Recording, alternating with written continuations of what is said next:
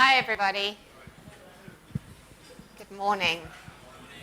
And welcome to Scrum Gathering 2014. I'm Cara Turner, and it is my great pleasure to welcome you to this year's Odyssey into Agile Learning. I'm going to be very brief now and start off by thanking our sponsors, without whom none of this could happen. It's always true. But we're really lucky that our sponsors are actively involved in our community. And they're active participants, and that's magic for us. It makes it more than just your average sponsorship. Mitch Lacey is here from the Scrum Alliance. He's our title sponsor, so he's in the corner there. The Scrum Alliance have provided support and encouragement and resources and people to SUGSA for the last 5 years of events that we've done. They really do participate, and it's fantastic to have them. If you have any questions about the Scrum Alliance, about certification, we get quite a few questions about the CSP process. Please feel free to speak to Mitch over the course of today. He is flying out tonight. Unfortunately, he won't be here tomorrow, so grab some time with him if you do have questions. And he's very willing to answer them. Great.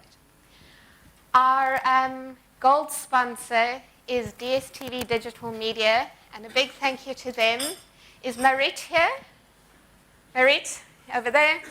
DSTV are giving away an Explorer as part of their sponsorship. So they're going to be collecting business cards. If you'd like to win one, give them to them, and we'll do the draw tomorrow at the closing keynote.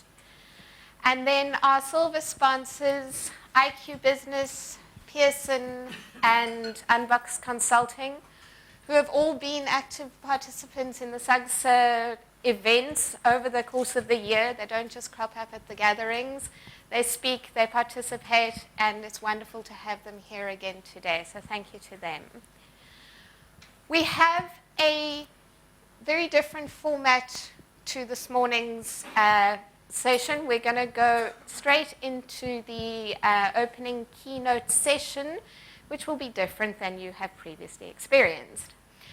After all the talks, at the end of the talks today at 5:30, we have a cocktail event that is sponsored by Atix 5, so thank you to them as well.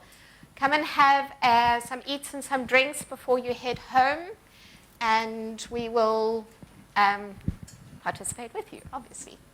And I think the most important people to thank in the room is, of course, yourselves.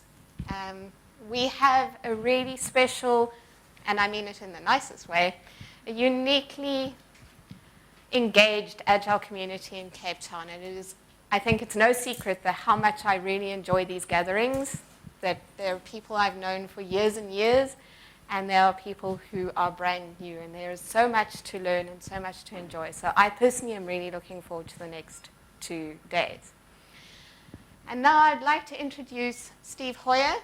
He's an Agile coach from Zurich, Switzerland. You can't tell by the accent. He's been a Scrum Master, he's been a developer, he's now a coach, and he has a particular interest in team culture and team dynamics.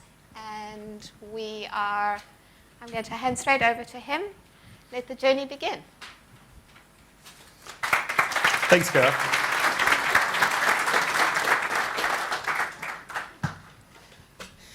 Give me just a second to switch laptops here and hope that this goes without a hitch.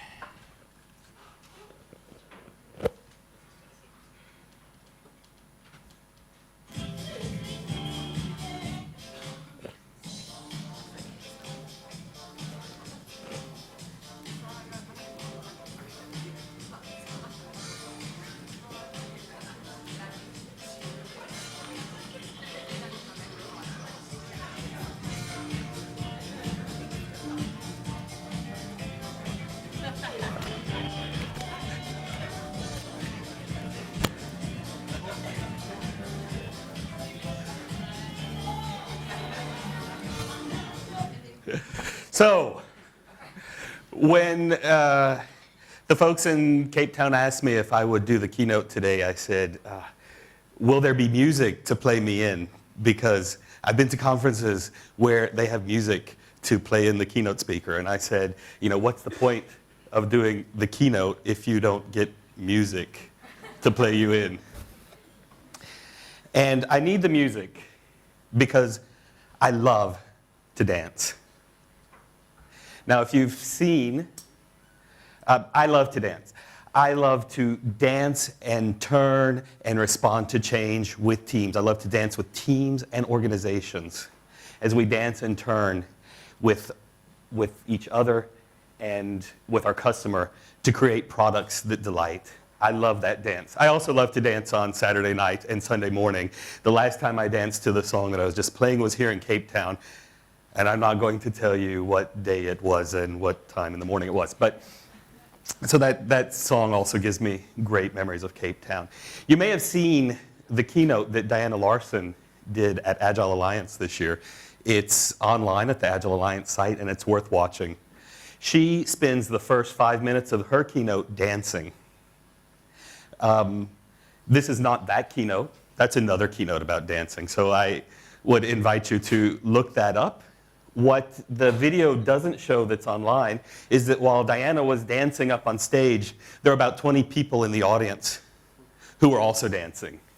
And I was one of those people. I heard the music and I jumped up and started dancing. So this is not Diana's dance, this is my dance. And I want to tell you about my dance, but I also ask you to go and find Diana's dance when you get a chance. So let's dance. By the way, I'm Zerkerart on Twitter. If you feel like responding on Twitter, that's me. And you might want to know what we're going to do in the next 60 minutes. We're going to dance. I want to also talk to you about your Scrum Odyssey, what this Odyssey is. And I want to talk to you about coherence. I want to talk to you about dialogue. And then we promise something a little bit different. And that is we're going to spend most of the time playing a game. So, are you ready for that? Okay. Now, I also was told it takes a village to raise a keynote. So I had a lot of help along the way of developing this keynote. And what you see pictured is some of the people that helped me. These are the folks that came to an open space session at Scrum Gathering Berlin last month and helped me with a pre-version of this keynote. So I told them that I would bring them along to South Africa, and there they are. I also had some help from several folks in South Africa yesterday. I didn't remember to get their picture, but you'll meet them in a minute. So your Scrum Odyssey. What is an Odyssey? Well, you might know the classic book. I'm sure you do know the classic piece of Western literature, the Odyssey. And from there, we come up with the word Odyssey, which is an epic adventure, a journey. An Odyssey is not easy, but it can be fun. It's definitely an adventure. Now, what does our journey with Agile and Scrum look like? Working with many teams, I've seen a particular journey that I've seen almost every team go on. Maybe you'll recognize it, maybe your team is different. But the journey that I've observed is that when a team first starts working with Scrum, they focus on value. They learn what value is and focus on reporting what they're doing in terms of business value. This is the first learning a Scrum team often goes through. You see the product owners helping with that, but the entire team is learning what value is and to focus on it. That's maybe the first step of the journey. As the journey continues, the team finds that there are certain changes that need to be made to actually deliver the value, and that often includes technical changes. That involves getting the code clean, continuous integration, and these technical practices that help us actually deliver when the customer wants and the market demands. So that's often the next step on the journey. And as the team continues to work together, the team comes to a place on the journey that I love. And that's the place where the team dances. The team dances and turns with change. They dance with each other. They dance with the organization. And they dance with the customer. Everybody dances together to deliver the products that your market needs and your customers love every time. Now that's the promise of Agile. That's what us Agile consultants sell you when we come to your organization and say, let us help you transform to Scrum. This is not always where our teams end up, but this is the place where I'd like your teams to arrive, the place where you can do that dance. Because that's the promise of Agile, and when we learn to do that coherent dance, then we are reaching towards the future of Agile. And that's what we want to explore today, to go from the dance that's the promise of Agile to discovering the future of Agile and Scrum. Now I say that's a coherent dance. What does a coherent dance mean? What does coherent mean? I've gotten ahead of myself. I just wanted to mention that what I've just gone through, I'm not the only one who observed this. This was also observed by James Shore and Diana Larson, and they published it as the Agile Fluency Model. So if you're curious to find out more about what I was talking about there, it's the signposts along the way of the journey, some metrics and some investments, be sure to look up the Agile Fluency Model by James Shore and Diana Larson, and it's really easy to find at agilefluency.com. Okay, I said I was doing my own dance, but I guess I did bring in some of Diana's steps anyway. Now, coherence. I mentioned the coherent dance. What is coherence? We tend to think of coherence as being when something makes sense. That's turned into the common definition of coherence. But if you go back to the Latin roots of the word coherence, to cohere means more than just to make sense. It means to hold together. So when I speak of the coherent dance, I'm speaking of the dance that you see in a school of fish, where each fish in the school is moving in its own direction, darting in and out to feed and to deliver its own value, which is eating, I believe, when you're a fish, eating and reproducing. This is the coherent dance. Each fish is moving in and out on its own, if you can think of the school of fish. Except the entire school as a group is moving as if with a common direction.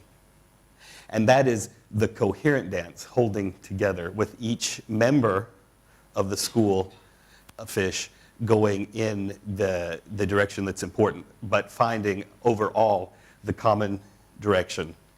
The word coherent is also used by physicists, and when physicists talk about coherence, they speak about waves that exhibit a constant phase difference and fixed frequency. Okay, I don't understand physics that well, actually, but that's what physicists talk about when they talk about coherence. And that's what allows us to do things like develop lasers, which take light, which is normally scattered in every direction like these lights, and focus them in a coherent, powerful beam that travels great distances and can do great work. That's what physicists are speaking of when they speak of coherence. Now, what does that have to do with our dance? There's a physicist named David Bohm, who is a theoretical physicist, did a lot of work with the atomic program, nuclear programs in the 40s and 50s, and went on later in his life to talk about coherent dialogue. Now, dialogue is another word that's come to mean a conversation between two people. But the roots of the Latin don't limit dialogue to two people. A dialogue is a conversation with any number of people. And when our physicist David Bohm started talking about dialogue, he started talking about a coherent dialogue. What that is, in his view, a coherent dialogue is a conversation where you hold everyone's point of view fully, equally, and non-judgmentally. Now, that's not an easy thing to do. A lot of times, usually when we're speaking, we're often thinking about how we're going to respond to the next person, rather than trying to hold their ideas fully along with our own. Now, this is a way you might recognize this kind of Bohemian dialogue. You've had conversations that consist of yes, but. Someone speaks, and then you respond with yes, but. That's one level of conversation. The next level of conversation, we've changed that. You've probably heard this in different Scrum courses or in trainings, or you've read it. Instead of responding yes, but, the next level of conversation is yes, and. This is the improv idea of dialogue. Not yes, but yes, and. You take one person's viewpoint and you contribute your own. Now, there's another level of conversation, and that's just yes. This is the Bohemian style of dialogue, where you hold all viewpoints together at the same time. It's not easy, but in David Bohm's way of thinking, one person talks and relates their story, as the others listen non-judgmentally, and then the next person talks and relates their story. This is not in the sense of yes, but, or yes, and. It's just yes. And as the group does this, the group learns to hold all of these separate stories at the same time. Bohm was also a quantum physicist, so you might get this idea of all states existing at the same time that comes from quantum physics. In conversations, when you can hold all viewpoints at the same time, that's when you start to reach a true shared meaning.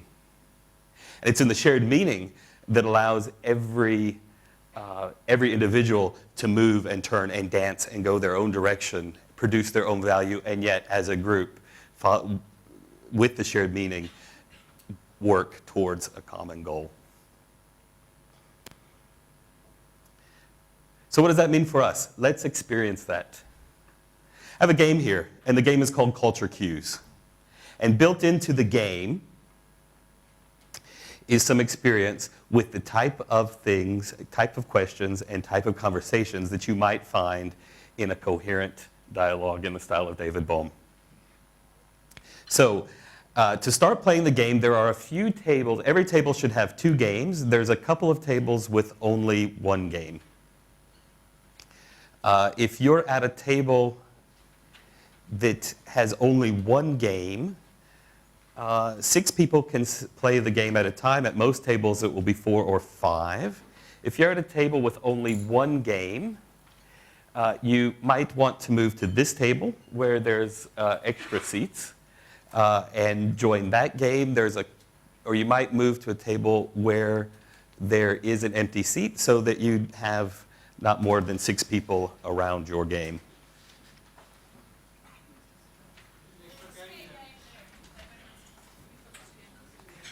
Now, I have got a... There's what? Okay, all right. There's an extra game here. They probably bring it up to this table, I think. There's an extra game back here. You can bring it to this table, and then... Who needs an extra one? Then I think we're set. I think we're good. Is that an extra one? No. There's one more extra game up here, but I don't think we're going to need it. Yeah. Yeah. Yes. Now, I met with a couple people in Cape Town yesterday, and we played. And so I'm going to ask the people that have played the game with me to stand up. You'll recognize them. And I'm going to ask them to just stand and move around the room. So as you have questions, You can ask one of these people that you see standing. They should be able to answer. But for the most part, you're going to be able to play on your own. What I would like you to do is open your envelope. And in the envelope, you'll find cards.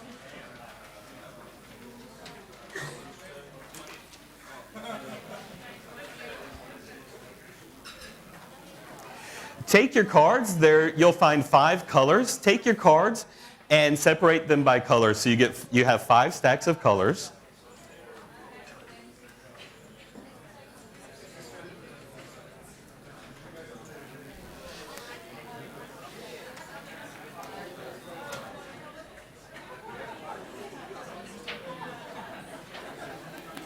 If you see on the picture here, you'll see the games are set up, how the cards are separated into different piles.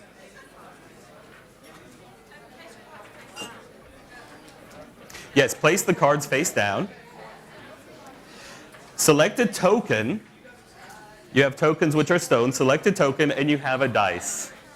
You're going to roll the dice and move your token in any direction. When you land on a card, you'll take the card. The person whose turn it is will read the card first and answer the question. Okay, just a second. And answer the question. And if I could have your attention for one moment. This game should flow. You have about 2 or 3 minutes per turn to answer the question and then have comments from the group.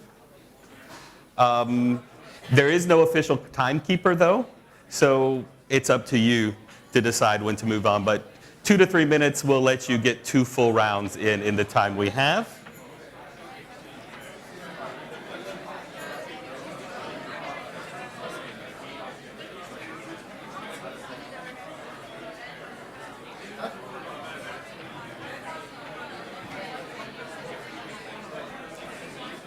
Okay, can I have your attention one more time? I see you're ready to start, which is great news.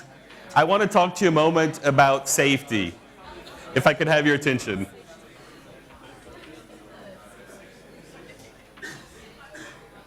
Okay, if I could have your attention one moment, I would like to talk to you about safety.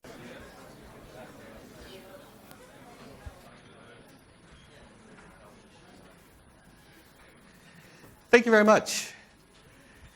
So that was about almost 30 minutes. That was about 30 minutes. Did it feel like 30 minutes? No. Did anything surprise you?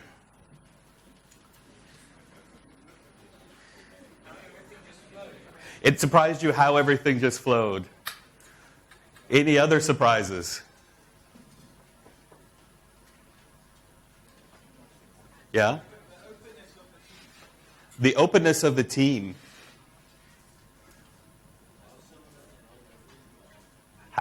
How similar and how different we are. Your intro to bonus listening, actually, all of us were practicing that without Awesome. All of us were practicing the BOM dialogue without noticing it in the group. Was that a true experience for everybody? Nice. Sometimes when I play this, especially with agile coaches and consultants, we forget, and I hear a lot of yes buts and yes ands. So I was going to ask if you were able to just say yes. It seems like that's what happened here. Great. Any other surprises?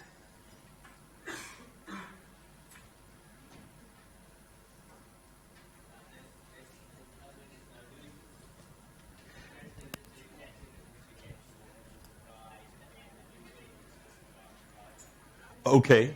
There's no winners and no losers. The idea was not to get your little guy someplace. Yeah, that's what you said, right? I heard someone say, psst. Oh.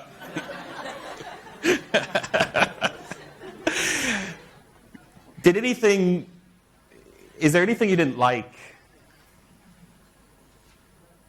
What didn't you like? Yes? Okay. Okay, didn't like you couldn't get to the middle bit. Hold that thought. What else didn't you like?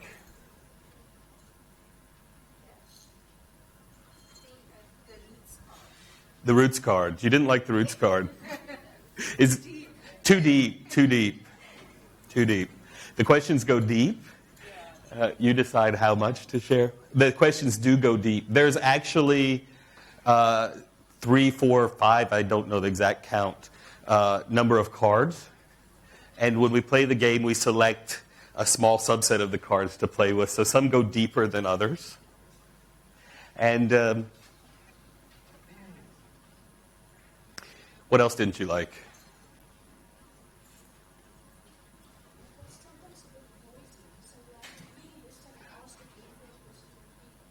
Okay. Sometimes it was really noisy and you had to listen, really listen and ask for repeating. Yes?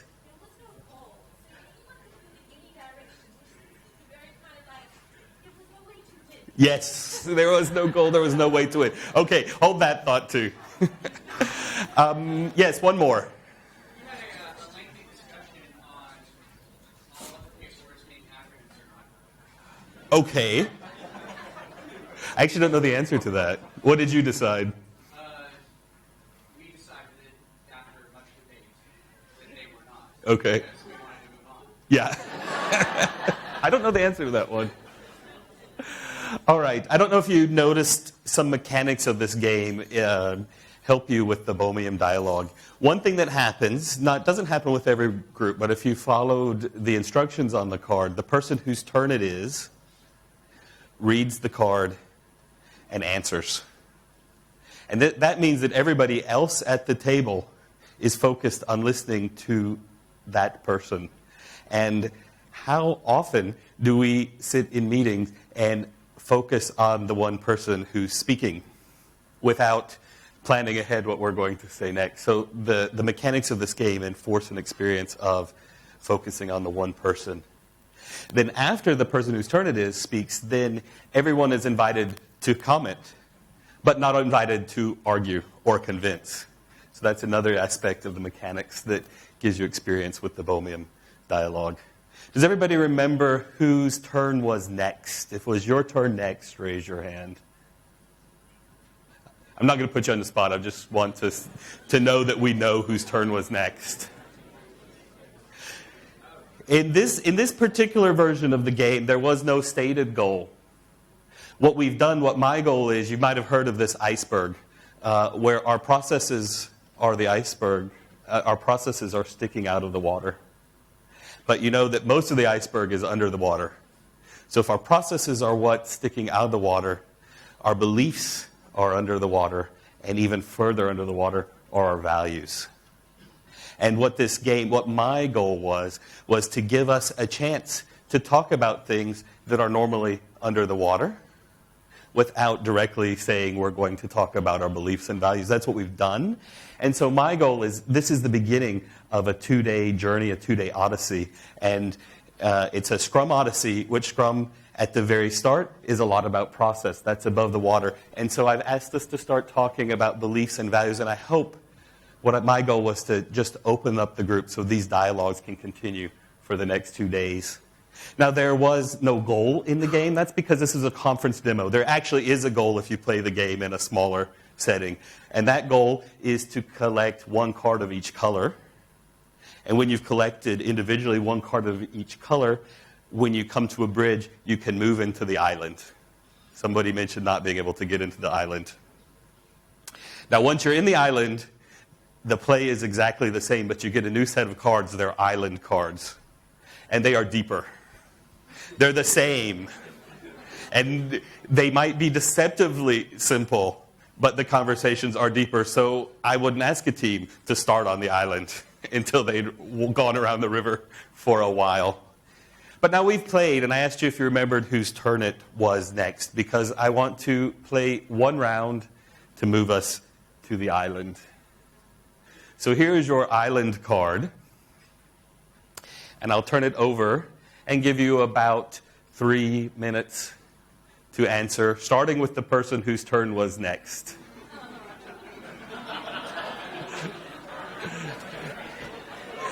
And here's your question. Oops. Here's your question. All right. I worked hard on that animation. We are embarking on a 2-day Scrum Odyssey. What do you want to discover? How can this group help?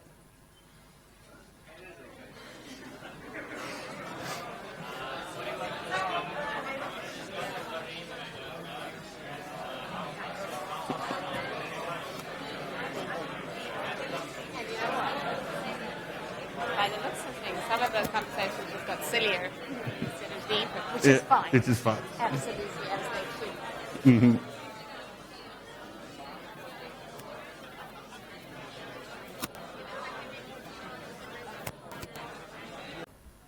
Okay.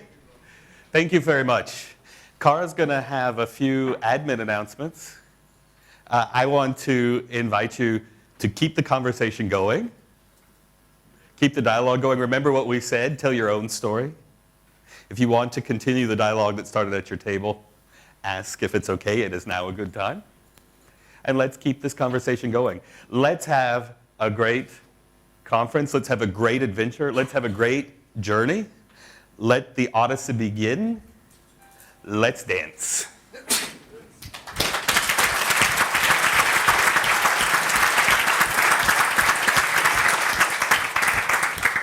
Thank you very much, Steve. That was fantastic. Thank you.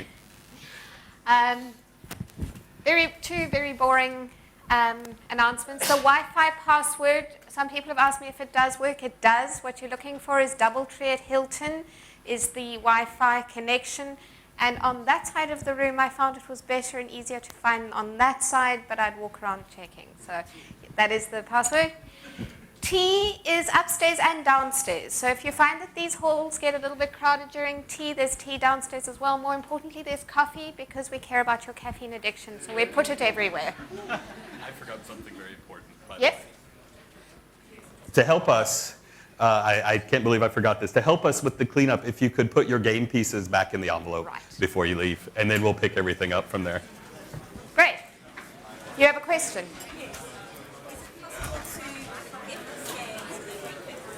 Steve can answer that. If you have questions about the game, I'm here for 2 days, and I'll run an open space. And then so come, let's talk about it.